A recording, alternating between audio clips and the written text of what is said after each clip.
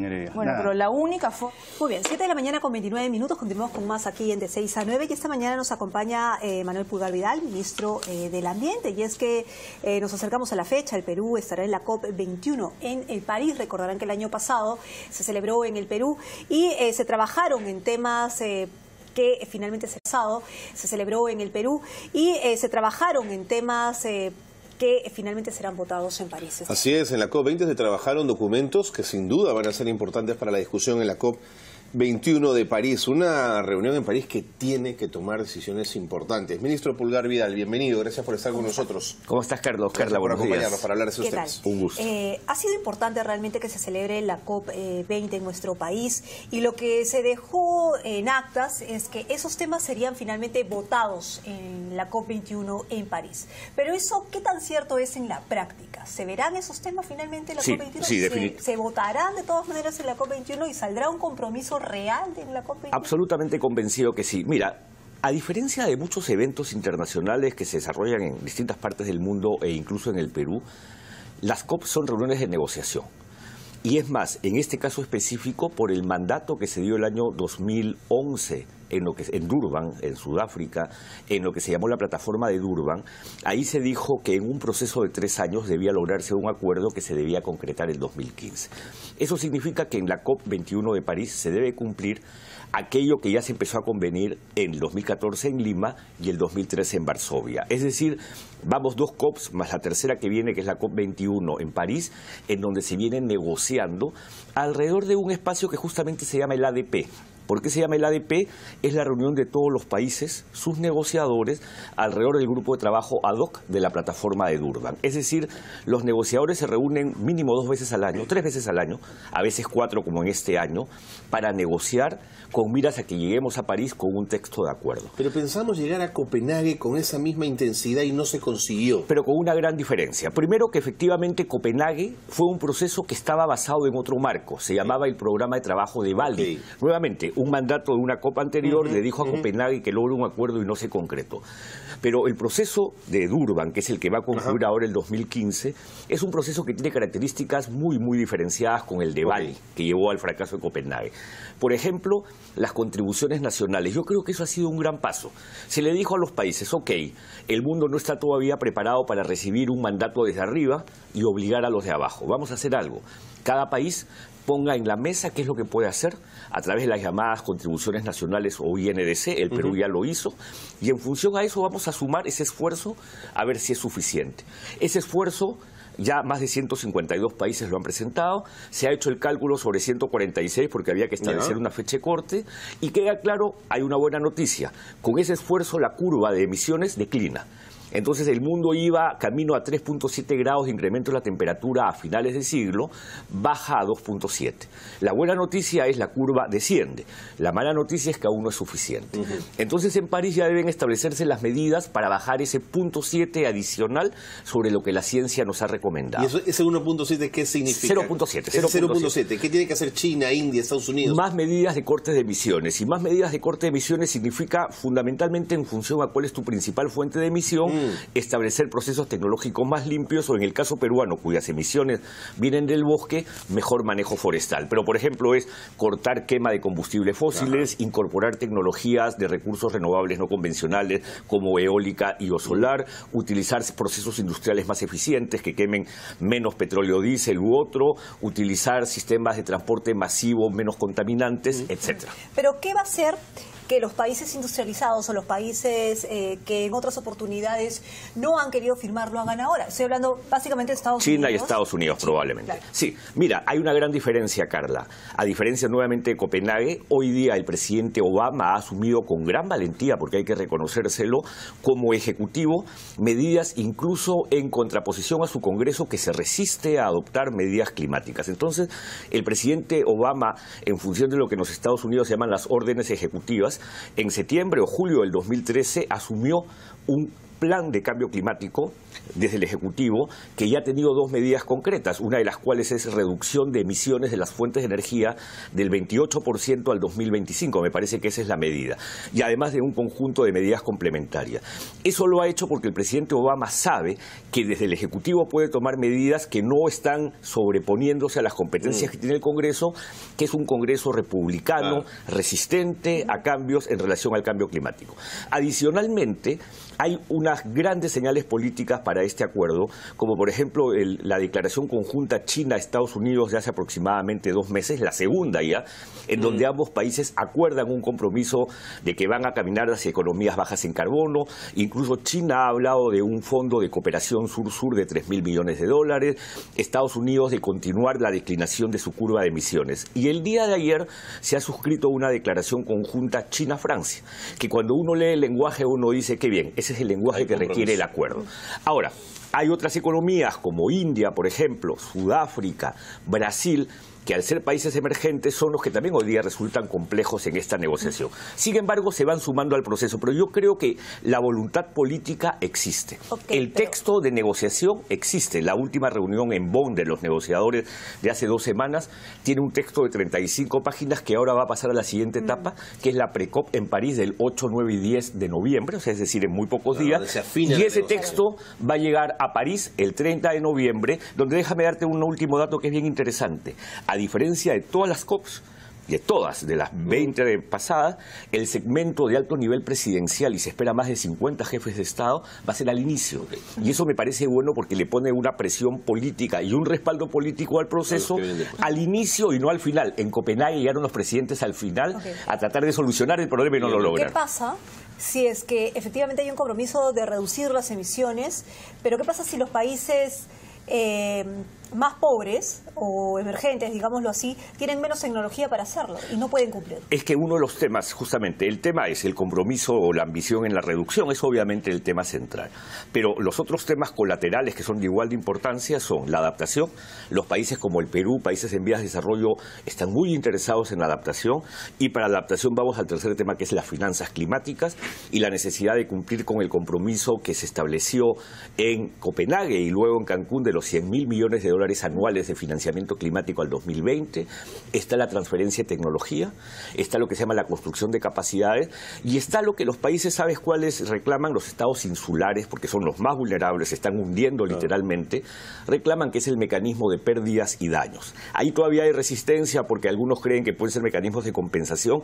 Los países desarrollados se resisten a las compensaciones, sin embargo se pueden establecer mecanismos que puedan ayudar a estas islas, las Marshall, las Maldivas, las Mauricio, las Seychelles, a justamente recuperarse de una situación que realmente es dramática porque son estados insulares pequeños y muy pobres. Ministro, ¿y por qué el Perú no va a la COP21?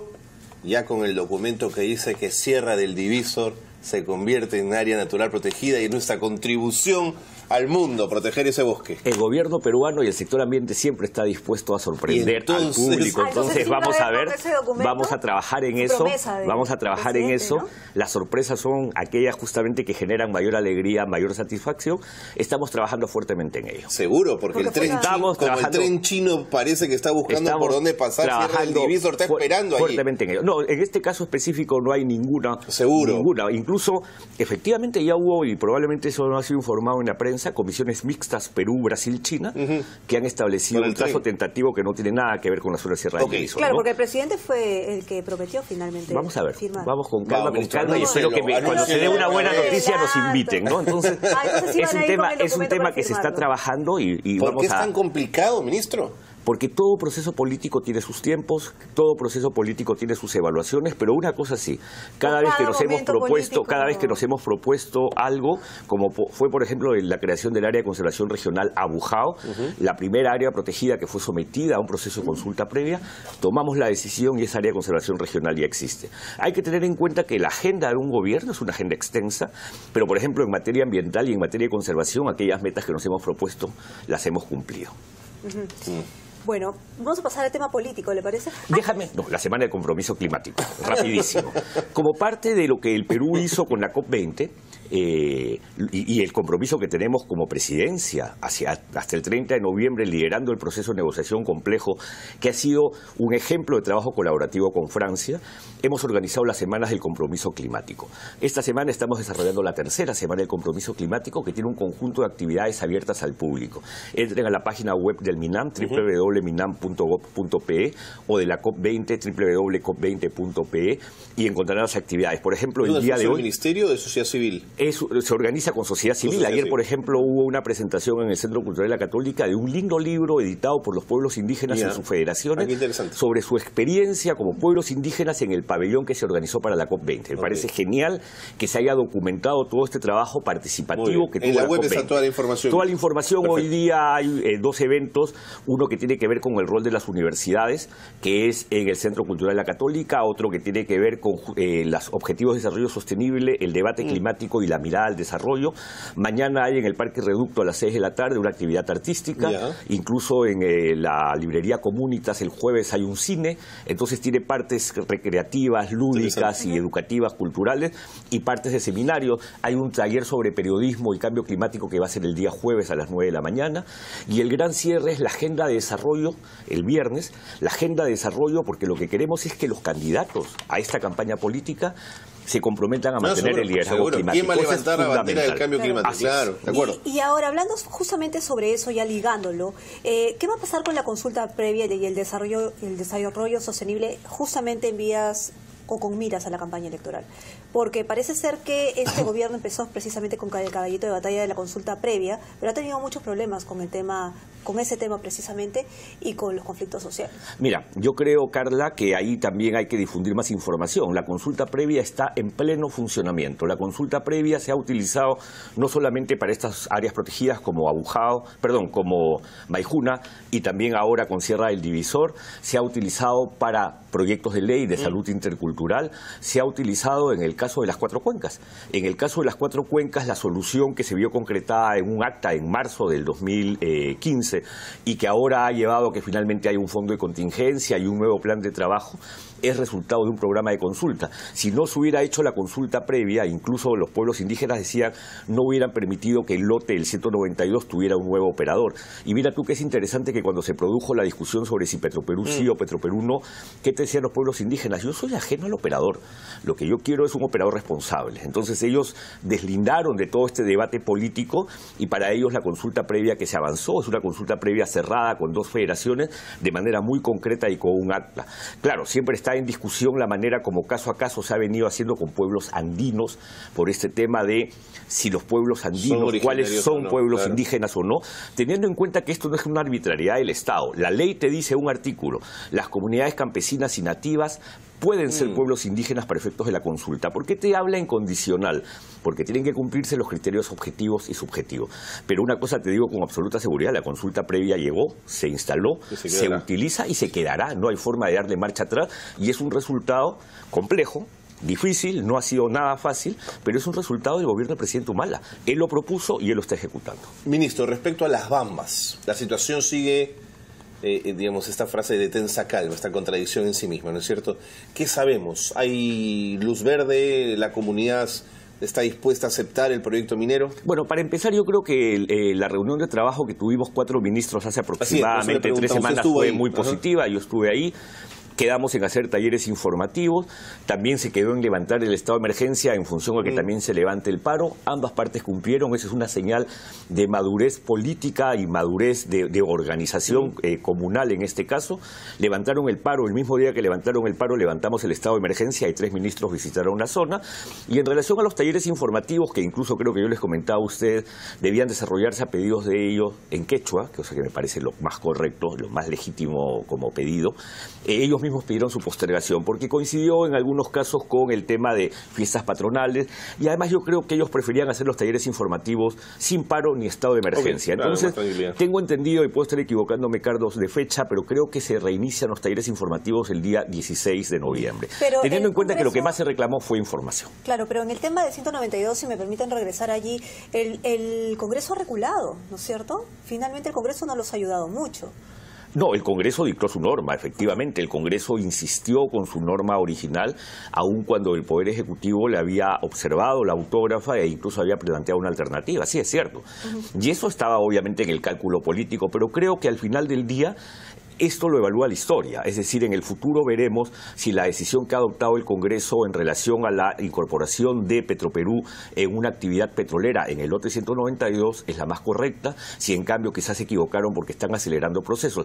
Yo una cosa he venido diciendo en medios, el día que en el Congreso se tomó esta decisión, yo escuché al presidente regional de Loreto afirmar que ellos querían a Petroperú y le preguntaba, además puedo señalar, la periodista era Mariela Balbi, que le preguntaba, ¿y por qué Petroperú? ¿Acaso Petroperú contaminará más o menos que otra compañía? Y el presidente regional de Loreto decía, no, queremos Petroperú porque queremos que el Estado peruano nos rehabilite, reivindique y compense de todo el daño que se ha hecho en 40 años de explotación petrolera. Entonces yo decía, no, pues, o sea, si queremos que Petroperú entre a una actividad petrolera para esquilmarla, porque es una empresa del Estado y al Estado siempre todo el mundo cree que puede esquilmarlo de sus recursos, ahí estamos bastante equivocados. Pero será la justicia la que evalúe, pero no será que la historia la que evalúe el tema. Pero no será también que en el proceso de consulta previa, ya hilándolo con lo que ha pasado en el lote, no se está, digamos, no se está separando el hecho de pedir la población, de pedir todas las demandas del pasado en vez de la consulta sobre determinado negocio. No, porque la consulta previa, es cierto, ha tenido elementos vinculados al daño que todos reconocemos se ha producido por 40 años de una actividad que en el pasado no tenía regulaciones ambientales. Yo siempre utilizo cuando dicto clase, ustedes son más jóvenes que yo, el ejemplo de cuando se descubrió petróleo en Pabayacu, en Trompeteros, las carátulas de los diarios del año 72 era de unos operadores petroleros que tenían a la espalda una válvula de petróleo abierta, bañándose en petróleo y un poquito más atrás el bosque amazónico. Claro. Hoy día eso sería un delito contra la ecología. Pero es que en ese momento, en los años 70, la felicidad que tenía el Perú, con los ciudadanos, de este gran descubrimiento de petróleo, que era muy importante después de muchos años. No midió las consecuencias. No, después de Talara, ese fue el gran descubrimiento. No midió las consecuencias, pero sin embargo, para terminar la pregunta, definitivamente esos pedidos están, pero también hubo pedidos en la consulta previa para que se incorpore en el contrato con el nuevo operador consideraciones ambientales y sociales, cosa que se cumplió. Los nuevos contratos petroleros están mejores. ¿Qué partidos políticos han tocado la puerta de Manuel Pulgar Vidal? No, la puerta de un ministro está siempre cerrada, es una puerta incólume a coqueteos políticos. ¿No lo han buscado los partidos? Yo tengo que cumplir mis tareas como ministro, esa es mi responsabilidad. Pero no tiene, digamos, no tiene de alguna manera ambición política para futuro.